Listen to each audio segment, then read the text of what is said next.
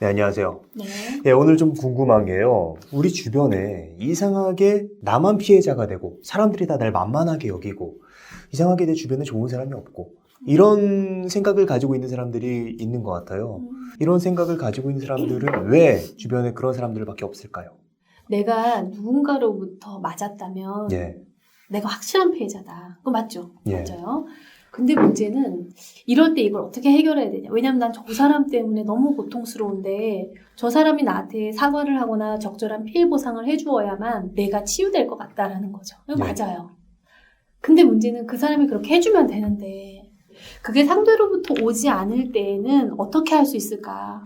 저를 가르쳐 주셨던 선생님이 어떤 자극이 오더라도 당신이 느끼는 감정에 대한 책임은 당신에게 있다 그러셨어요. 상대가 잘못했음에도 그 책임이 나한테 있다. 네, 그런데 거기서 잘못한 행동이라는 건 내 판단이라는 거예요. 음, 그 사람이 어떤 자극된 행동을 나한테 보여주더라도 그때 내가 느끼는 감정에 대한 책임은 나한테 있다라는 거예요. 왜 그렇게 되는 거죠? 저는 너무 화가 났어요. 이게 무슨 개소리야. 이게 무슨 궤변이야. 음, 저 사람이 지금 나한테 시비를 걸고 저 사람이 예를 들어 내가 지나가는데 나를 뺨을 때렸어. 음. 내가 분해. 근데 이 감정에 대한 책임이 나한테 있다고? 받아들일 수가 없는 거예요. 그러려면 이 분한 마음은 어떻게 해결될까? 그 사람이 나한테 사과를 해야만 해결되는 거죠. 그렇다면 지금 내 감정의 키는 그 사람한테 준 거죠. 이렇게. 자, 받으시고요. 저를 치유해 주세요. 라고 한 거예요. 근데 그 사람이 계속 도망 다닌다면 저는 이 키를 잡아오기 위해서 계속 쫓아가야 되는 거예요. 예, 제가 왜 그렇게 거북했는지를 생각해 봤더니 제가 이제 방송이나 강연에서 혹은 제 책에서도 간단하게는 썼지만 이제 저는 어릴 때 학대라는 말을 참 싫어하지만 이렇게밖에 말을 할 수가 없네요. 그러니까 학대 가정 속에서 자랐어요. 우리는 모두 저마다 드러난 혹은 드러나지 않은 역할을 수행하면서 커요. 그러니까 예. 제 역할은 부모님이 떨어져 사셨고 우리 아버지가 화가 나실 때 그 화풀이의 대상이 되는 게 제 역할이었어요. 오빠가 하나 있었는데 뭐가 기계가 망가졌었던 날 이거 누가 했어 그랬는데 저도 모르게 제가 했다 그랬어요. 그때 막연하게 내가 했다고 하지 않으면 오빠가 너무 야단을 맞을 것 같은 거예요. 그러니까 어느 순간 이 가정의 항상성, 그 패턴을 유지하기 위해서는 그냥 내가 그 역할을 하는 거예요. 그래서 이제 어른이 되었는데 그리고 제가 아이를 낳고 엄마의 역할을 하면서 사는데 아이를 키우다 보니까 그 어릴 때 내가 억울하게 당했던 그리고 내가 당했다고 피해자 생각을 하고 있었던 그 사건들이 예. 계속 떠오르는 거예요. 그러면서 끊임없이 우리 아버지에 대해서 분노와 원망의 마음이 막 올라오기 시작해서 몇 년 동안 아버지를 보러 가지 않은 적도 있었어요. 그런데 그 무렵에 저에게 대화를 가르쳐 주셨던 선생님이 저는 그저 우리 아들과 내 사랑하는 사람들과 대화 좀 잘 기술적으로 잘해서 이 사람과 좀 잘 지내려고 왔는데 너무 심오한 얘기를 하는 거예요. 너가 어떤 경험을 했더라도 네가 그때 느꼈던 그 감정의 주인은 너다. 너의 책임이다라는 거예요. 근데 제가 이제는 그 말에 굉장히 깊이 동의해요. 어떤 점에서 동의를 하시죠? 그때 제가 어떤 질문을 드렸냐면 이걸 내 책임으로 받아들일 수 있기 위해서는 제가 어디에 집중해야 되는지 물었어요. 저는 예. 그동안 나를 아프게 했었던 내 아버지에게 집중하고 있었거든요. 예. 밝게 웃고 떠드는 10세, 11세 아이들의 모습을 보면 막 알 수 없는 감정이 올라왔거든요. 예. 왜 나는 저 시절이 나에게 없었지? 왜 나는 저 시절에 눈치를 보면서 아버지 기분이 어떤지를 살펴야만 했지? 그때 그 선생님께서 저한테 그러시는 거예요. 그 당시에 당신에게 중요했던 게 뭐냐? 그러니까 생각을 해보니까 그 당시한테 저에게 중요했던 건 당연히 안전한 공간이었죠. 예. 또 하나 중요했던 거는 사랑이었죠. 그리고 신체적으로 보호받는 거였죠. 정서적으로 지켜지는 거였죠. 사랑과 돌봄과 정서적 안정과 신체적인 안전 이 네 가지의 요구가 제 삶에 완전히 없었던 거예요. 그리고 그게 없었던 그 삶을 생각할 때 마음이 어떠냐는 거예요. 그러니까 굉장히 원망 어린 마음과 그 사람을 비난하고 싶었던 생각에서 이게 온전히 제 마음으로 집중이 되면서 너무 말할 수 없이 슬픈 거예요. 그냥 뭐 하염없이 눈물이 나는 거예요. 그게 2006년도였었던 걸로 기억하는데 재현 지금이라도 네 삶에 그런 욕구를 충족하기 위해서 넌 뭘 할 수 있냐라고 저한테 물으셨어요.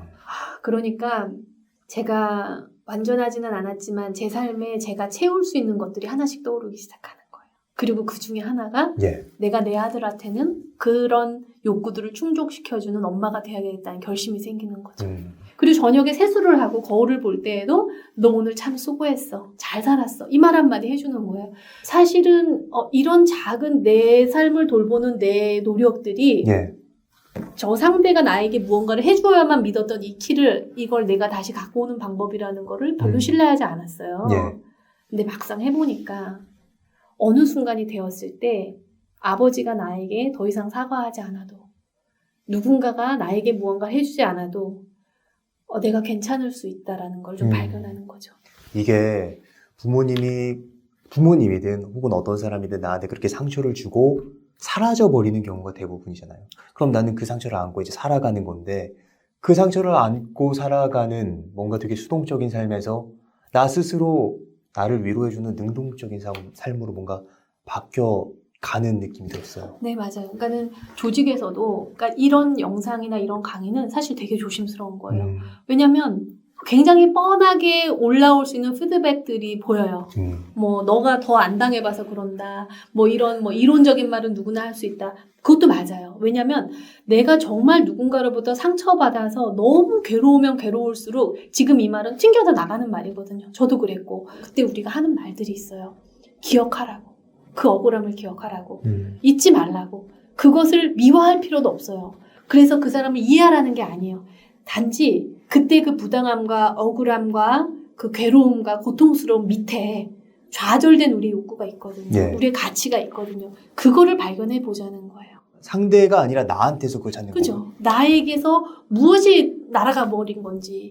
그 사람과의 관계 속에서 상처받았어. 그 사람은 나빠. 그거 죽일 놈이야가 아니라 죽일 놈이고 상처 주고 나쁜 놈인 거 다 맞는데 근데 그 밑에 그 사람의 그 행동으로 인해서 잃어버린 우리의 욕구들이 있잖아요. 상실된 우리 아픔이 있잖아요.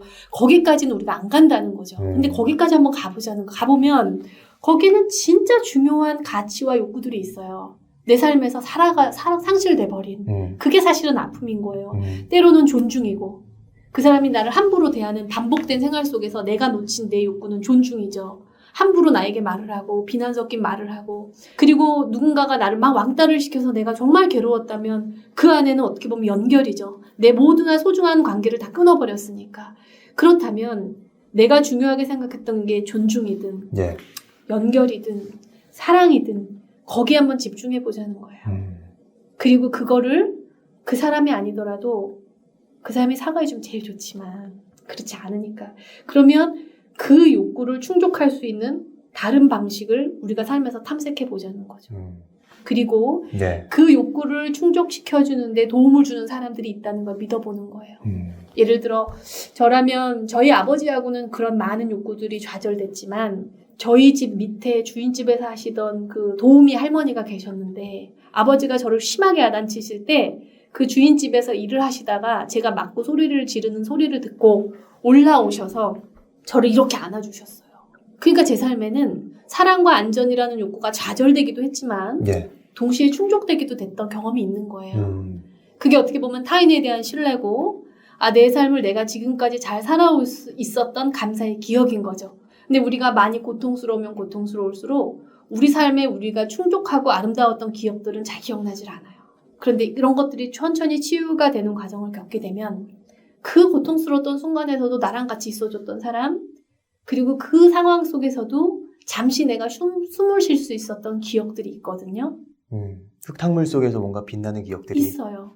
그리고 그게 없다면 내 삶에 결핍돼서 내가 잃어버린 그 욕구들을 충족할 수 있는 구체적 방법들을 지금부터 하나씩 생각해 보는 거죠. 미래는 우리가 만들어 나갈 수 있으니까. 그렇죠.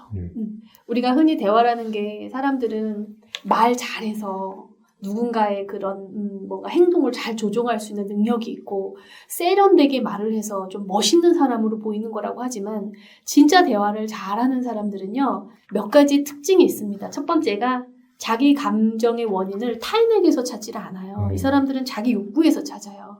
두 번째 능력은 타인에게 요청을 할 때 그 사람이 거절할 수 있는 권리가 있다는 걸 인정해요.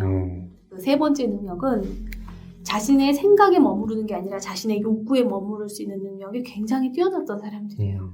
그러니까 이 사람들이 갈등을 대하거나 문제를 해결하는 방식은 세련되게 말하거나 남을 잘 조종하는 방식으로 말하는 게 아니라 불편한 말도 솔직하게 하는 사람들인 거예요. 아름답게 말하고 착하게 말하려면 그냥 참아야 돼요. 그런데 내가 원하는 걸 다소 불편한 상황 속에서도 솔직하게 친구야, 지금 내가 너한테 이런 말을 한다는 게 너한테 거북스럽게 들릴까봐 내가 사실 지금 약간 겁이 나. 그렇지만 너랑은 더 잘 지내고 싶은 마음이 있기 때문에 그게 제 욕구죠. 그래서 내가 너한테 부탁하고 싶은 내용들에서 좀 얘기하고 싶어. 이 얘기부터 하는 거예요. 이게 굉장히 재밌는 게 내가 지금 느껴지는 감정에 속는 게 아니라 그 감정의 원인, 그 욕구를 찾는 건가요? 그렇죠. 그래서 정말 건강한 대화는 욕구에 기반한 대화인 거예요. 너 이기적으로 살지 마가 아니라 나도 존중받고 싶어서 그래. 이렇게 말해보는 거예요. 너만 안다고 생각하지 마가 아니라 나도 내 얘기를 좀 하고 싶어서 그래. 그게 내 진짜 내 욕구였는데. 예, 욕구예요. 서로의 생각은 관점이 되게 멀지만 예. 서로에 대한 욕구는 다 이해가 가능한 수준이거든요. 내가 무시당했어라는 말에는 선생님이 동의할 수 없어도 제가 존중이 좀 필요해라는 말은 동의할 수 있잖아요. 네. 그 부분을 찾는 것이 건강한 대화인 거죠. 근데 그거를 찾으려면 자기가 피해자라는 생각에서는 잠깐 내려와야 돼요. 이게 되게 아픈 과정이고 네. 보시는 분들이 되게 거북스러울 수 있지만 우리는 사실 우리 모두가 자기가 피해자라는 생각이 굉장히 커요. 네. 그런데 역설적이게도 내가 피해자라는 생각을 하면 할수록 자신의 욕구를 찾는 건 어려워져요. 그러니까 그거를 잠깐 내려놓고 그때 내가 중요하게 생각했던 게 뭔지 그래서 그 사람한테 부탁하고 싶은 게 뭔지 그거를 찾아 나가는 여정이 가장 대화 훈련의 핵심인 거예요. 그렇다면 거절을 잘하는 게 왜 중요할까요? 사실 거절을 하면서 거절을 잘 못하면 예. 예스를 하는 게 많아지는 거잖아요. 예. 이제 A가 B한테 어떤 요청을 해요. 근데 B가 사실은 속으로는 노라고 말하고 싶은데 이러다가 그래 그럼 그렇게 해 하고 예스는 말해요. 근데 속마음은 어때요? 네. 이걸 해주지만 마음이 기뻐요? 아니죠. 당연히 짜증이 나요. 그리고 두 번째는 하면서 내내 A를 욕할 수 있어요. 얘는 왜 맨날 이런 걸 나한테 부탁하는 거야? 내가 그렇게 만만해? 그치만 또 해줘요. 근데 많은 경우에 부탁을 하는 사람의 입장에서 저한테 한번 요청을 해보세요. 혹시 끝나고 30분만 저 상담 좀 해주시면 안 될까요? 아까 할 때는 왜 제대로 듣지도 않고 꼭 끝나고 나서 얘기를 30분요? 네. 30분이면 되죠? 1시간이 될 수도 있을 것 같은데. 1시간이요? 알겠어요. 그럼 그렇게 하세요. 감사합니다. 자, 지금 제 표정 보셨죠? 예. 표정을 보니까 아차 싶은 느낌이 들었어요. 사실 우리가 누군가한테 부탁을 할 때 이 사람이 어떤 마음으로 하겠다고 하는지를 알면 내가 한 부탁을 때로는 소거하고 싶어져요. 이 말은 뭐냐면 부탁하는 사람들은 그 대상이 나한테 예스를 해줄 때 그게 진심이기를 바래요. 그게 아니면 원치 않을 때가 되게 많아요. 어떤 이제 두 가지 사례가 있었어요. 네. 첫 번째는 아주 가벼운 사례였어요. 그냥 팀장님이 어느 책임 매니저한테 이 매니저 내장탕 좋아해? 이렇게 물어본 거예요. 근데 내장탕을 싫어했어요. 이건 요청이죠. 내장탕을 좋아하니 만약에 좋아하면 나랑 같이 먹을래? 라는 요청이었어요. 근데 이분이 싫어하지만 관계를 위해서 예라고 얘기한 거예요. 그날 뭘 먹었죠? 이제 내장탕을 이제 먹은 거예요. 네. 근데 문제는 이때부터 시작이 된 거예요. 이 팀장님이 내장탕을 먹고 싶을 때마다 이 매니저 가자 내가 내장탕 사줄게 하면서 내장탕을 먹었어요. 자, 계속 내장탕을 먹었던 이 사람은 어느 날 그 집에 또 그날로 그냥 늘 그렇듯이 갔는데 네. 그날 산채 비빔밥이 딱 특식으로 그 집에서 하는 게 아닌데 그때 계절 메뉴로 올라온 거예요. 네. 실제로 내장탕을 좋아했던 사람은 팀장님 잠깐만요. 저 오늘은 내장탕 먹을래. 이게 됩니다. 근데 네. 그걸 못한 거예요. 왜 못했을까요? 거절. 이 사람은 지금까지 계속 자기 안에서 거짓말한 거죠. 나는 싫어요였지만 이 사람한테는 좋아요라고 거짓말하고 있었잖아요. 거짓말. 그쵸, 거짓말이죠. 제가 물었습니다. 그날 내장탕 드시면서 무슨 생각을 하셨어요? 그때로 돌아가서 한번 말해보시겠어요? 했더니 아니 먹을 게 없어 이렇게 동물 장기를 먹나? 그런 생각을 하면서 그 내장탕을 먹었다는 거예요. 그럼 여러분 그 팀장님 입장에서 한번 생각해보세요. 밥 사주고 심지어 좋아하냐고 물어봤더니 저 사람이 좋아한다 그랬는데 나를 보면서 이 사람의 속에 있는 생각을 내가 읽을 수 있다면 지금 내가 사주는 이 내장탕을 나를 미개한 사람을 취급을 하면서 밥을 먹고 있는 이 팀멤버를 보는 이 팀장님의 마음은 굉장히 상처받을 수 있는 거죠. 그때 만약에 그 사람이 팀장님 내장탕 오늘 드시고 싶으세요? 제가 별로 좋아하진 않는데 오늘 한번 먹죠. 이랬다면 이 팀장님이 그 다음부터 계속 내장탕 먹고 싶을 때마다 매니저 가자 이 말은 안 했겠죠. 그렇죠. 그래서 우리가 예스인지 노인지를 명확하게 말해주는 건 때로는 이 사람한테 도움이 됩니다. 이 사람이 예. 계속 그 부탁을 하진 않았을 테니까요. 그렇다면 이게 계속 상대방의 그런 것들 신경 쓰지 않고 거절을 한다면 인간관계가 오히려 악화되거나 그러지 않을까요? 그렇죠. 그래서 그 거절을 잘하는 게 중요해요. 이제 거절을 잘할 때는 물론 책에 제가 다 자세히 썼지만 대안이 있을 때 예를 들어 우리가 사랑하는 사이예요. 그랬더니 재현아 우리 오늘 좀 설거지 좀 하자 이렇게 얘기를 한 거예요. 그랬는데 설거지하기가 싫은 거예요, 제가. 그럴 때 첫 번째 거절하는 방법은 대안이 있을 때는 거절하려고 하는 요청한 사람의 욕구를 깊이 읽어주는 거예요. 자기야, 집이 좀 깨끗했으면 좋겠는 거야? 이렇게 먼저 읽어주는 거예요. 그럼 이제 이 친구가 당연히 맞으니까, 그래, 야, 집 되게 더럽잖아. 너 이것도 보고 이것도 보고 얘기를 할 거예요.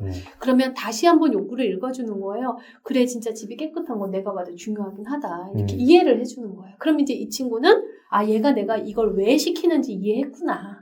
그리고 이제 기대가 이제 그러면 설거지 하겠지. 그렇지만 전 노를 할 거잖아요. 설거지는 그럼 내가 내일 하고 오늘은 빨래만 좀 개키는 건 어때? 아니면 설거지는 자기가 할래? 내가 뭐 청소기 한번 돌릴게? 이게 같은 말 같고 네. 어떻게 보면 결국은 노 같지만 전혀 달라요. 왜 다르냐면 내가 대안이 있고 그 사람이 특정하는 요구를 내가 하기 싫을 때는 이 사람의 욕구를 읽어주면서 내가 생각하는 대안을 제안해주면 이게 훨씬 더 풍요로운 거절이 돼요. 그런데 예. 대안이 없을 때도 있잖아요. 나는 설거지도 하기 싫고 진공청소기도 돌리기 싫고 아무것도 안 하고 싶어요. 근데 내가 왜 아무것도 안 하기 싶지? 같이 사는 공간인데 생각해봤더니 나는 오늘 너무 일을 많이 했고 쉬고 싶은 생각밖에 없는 거예요. 그러면 뭔가를 하기는 해야 될 것 같은데 그건 모르겠고 그렇지만 서로의 욕구는 알았어요. 그럴 때는 욕구 먼저 얘기해보는 거예요. 자기는 집이 좀 깨끗했으면 좋겠는 것 같은데 자기야 나 오늘은 진짜 쉬고 싶어. 그런데 내가 방법을 모르겠네. 어떻게 하면 좋을까? 각자의 욕구를 꺼내놓고 어떻게 하면 좋을지를 방법은 같이 상대하고 논의하거나 토스해보는 거예요. 이 사람이 내가 싫어. 네가 해. 이거 오늘은 안 하고 싶어. 라고만 말하지 않고 당신의 욕구는 이건데 내 욕구는 이거니까 절충하려면 어떤 게 좋을까를 논의하는 관계가 된다면 예. 이게 바로 사고적 관계죠. 그렇네요. 근데 이제 또 하나가 있어요. 이렇게 해도 안 되는 거예요. 어떤 일이죠? 또 있나요? 예를 들면 네. 우리가 흔히 이제 그 give and take라는 말 많이 쓰죠. 예. 대화에도 그 관점이 조금 들어가는데 테이커의 유형, 그러니까 즉 자신의 욕구가 충족되는 것이 인생의 최우선인 스키마가 있어요. 내 욕구는 항상 최우선시 되는 거죠. 그러니까 자기가 굉장히 높은 사람들인 거죠. 그 사람들의 성격이 그렇게 되기까지는 또 많은 배경이 있겠지만 네 욕구가 뭐가 중요해? 지금 내가 이게 필요하다는데 네가 나를 따라와야지. 이런 관계라면 이 관계를 과연 우리가 계속 유지해야 될 만큼 그것을 상쇄할 만큼의 가치가 있는지를 생각해 보셔야 된다는 겁니다. 그럼에도 불구하고 이 사람을 사랑하는지 정말로 그럼에도 불구하고 이 사람이 필요한지 우리가 당신의 욕구를 이해합니다. 제 욕구도 이해해 주세요. 그럼 어떤 방법이 있을까요? 까지 상호적인 관계로까지 이만큼을 노력했는데도 불구하고 상대가 내 거절이나 요청을 계속 지속적으로 원천 차단한다면 이 관계는 정말 이어가야 될 가치가 있는가. 그게 저는 대인관계에서 이 관계의 수명이 어디까지인지를 알아볼 수 있는 가장 중요한 척도라는 생각이 들어요. 상대가 내 욕구, 내가 상대 욕구를 알아주는 것도 중요하지만 내 욕구를 상대가 알아주지 않았을 때 그때 과감하게 이 관계를 끊어낼 용기도 필요하다는 말씀이죠. 그렇죠. 그렇죠. 습관적으로 그 욕구를 들어주는 사람도 있을 것 같아요. 그렇죠. 그것 또한 스키마예요. 우리의 스키마의 두 가지가 타인 중심성으로 나뉘는데 첫 번째는 이 핵심 메시지가 뭐냐면 복종이에요. 그러니까 당신이 원하는 대로 하세요. 난 당신을 따를게요. 두 번째는 자기 희생이에요. 당신이 원하는 걸 해주는 게 나의 책임입니다. 이 두 가지 에너지가 달라요. 첫 번째는 두려움이에요. 그러니까 내가 당신한테 복종하지 않으면 이게 나에게 불이익으로 돌아오겠지. 그래서 예스 하는 거고요. 자기 희생은 죄책감이에요. 내가 이 사람의 욕구를 충족시켜주지 않으면 내가 나쁜 사람이 되는 것 같은 기분을 느끼는 거예요. 그래서 흔히 복종은 그 위계질서가 강한 조직에서 많이 작동된다면 자기 희생은 사랑하고 소중한 관계에서 되게 많이 작동돼요. 그러니까 내가 사랑하는 남자친구인데 이 사람을 위해서 내 모든 걸 갖다 주고 바치고 이 사람의 욕구를 최우선시 해주면 두 가지죠. 첫 번째는 이 사람이 내 사랑을 알아주겠지. 두 번째는 언젠가 이 사람도 나에게 무언가를 주겠지. 그런데 그게 되지 않을 때 내가 그만큼 자기 희생을 하고 복종을 했는데도 불구하고 이쪽에서 돌아오는 건 more and more 계속 더를 요구한다면 이 관계는 진짜 깊이 생각해 봐야 되는 거예요. 이건 대화의 문제가 아니라 그 관계를 어떻게 건강하게 끊어내는지에 대한 대화를 연구해야 되는 이슈예요. 왜냐하면 관계를 단절하는 것도 많은 대화의 기술이 필요하거든요. 네. 우리가 진짜 그런 경우에 있을 때는 그 사람이 마치 내 인생의 전부인 것 같다는 생각이 드는데 그런 생각 뒤에서 객관적으로 지금 이 관계가 건강한 관계인지 한번 생각해 보는 것도 굉장히 네. 중요한 것 같습니다. 정말 중요해요. 네, 오늘 박지현 소장님을 모시고 우리 인간관계에 대해서 특히 우리가 스키마적인 관점에서 어떻게 나의 왜곡된 역기능적인 스키마를 개선할 수 있는지 그리고 요청과 거절을 어떻게 잘 수용하고 인간관계를 맺어나갈 수 있을지에 대한 얘기를 나눠봤습니다. 그럼 오늘 컨텐츠는 여기까지 하도록 하겠습니다. 감사합니다. 네, 감사합니다. 네.